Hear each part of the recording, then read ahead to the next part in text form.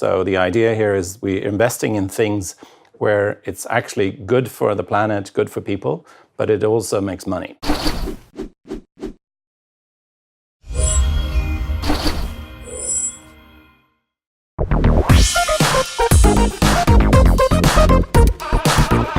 Gustaf Lundin, it's always an absolute pleasure to have you in our studio. Thank you for coming back. It's great to be here again. So today we're going to look at investments, and in particular ocean investments.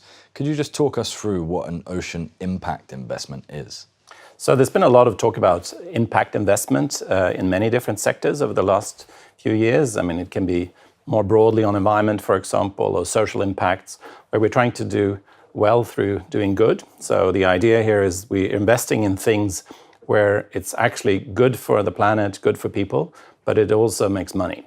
So we're trying to find various mechanisms for how do we do this. So in the ocean, there's a lot of things we're doing right now that are harming the ocean that isn't actually good. So instead of doing those things, we're turning it into how can we actually make money but also improve the quality of the marine environment. So there's a whole bunch of different things. One of the things we often think about is aquaculture. Yeah. And this is a salmon farm in Norway. Of course, there's lots of different types of aquaculture.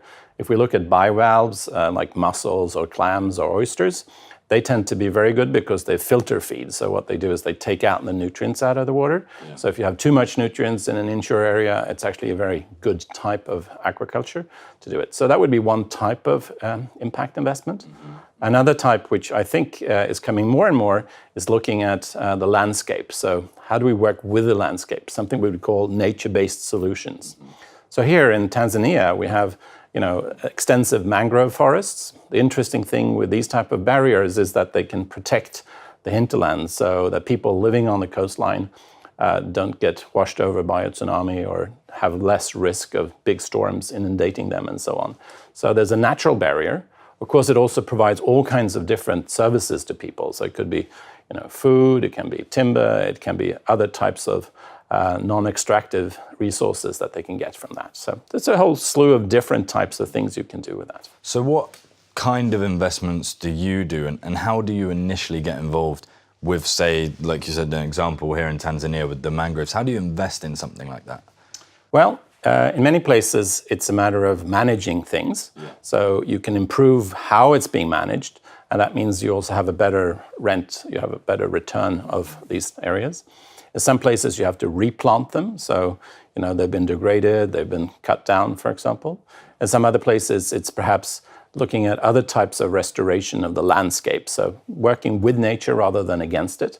After big storms, for example, some of these areas get somewhat disrupted and then you need to get them back in shape.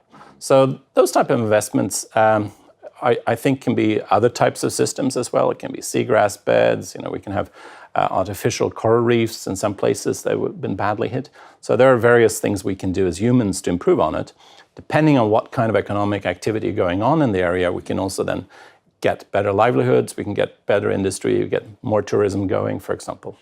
Now, what we're finding in many places also is if we invest in technology, for example, IT technology, we can use much more data and information and do much better decision making.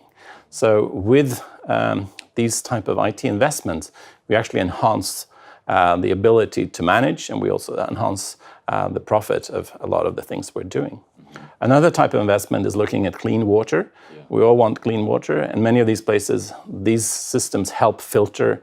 They're very good at cleaning up. So inshore lagoons, for example, are very important for water quality. So if we improve water quality, if we improve the technological situation, we restore nature, we actually have much better livelihoods for people. Mm-hmm. Just quickly, what you mentioned profit there. What kind of sort of return on your investment are you likely to see? Well, it will vary widely. And I think if we're in a developing country setting, a lot of the tropical countries, for example, what we would normally want to have is a public investment to maybe do the restoration and some degree of the management. And then you have private investments going into new industries, be them technology-based ones or aquaculture or the more nature-oriented ones, which have a return like tourism operations and other things like that. So on the private side, you might have returns of 5 to 10%. On the public side, you have a number of good things for the nation, which you can monetize, but in terms of actual return on investment, maybe lower than 5. And just to finish up, where do you see this type of investment going, and what do you see maybe in about 5 years' time? What's your vision? What do you expect to see?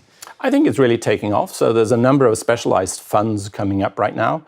We've been working on something we call the Blue Natural Capital Funding Facility. So this is a way of generating a pipeline of projects of this sort. There's several other funds that have been created already that are looking at ocean impact investment. I think it's too early to say how well it's going to develop, but my feeling is as much as the internet was the big growth generator of the last 15 years, I think we could see the ocean being an enormous engine for further growth and economic prosperity, but also looking at the health of nature and the health of nature and the health of people. Well, Carl, it's always a pleasure having you here. Thank you so much. Extremely interesting stuff. And I look forward to speaking to you again. Thank you. Pleasure to be here. And also thank you for watching. If you'd like to find out more, head over to dukascopy.tv.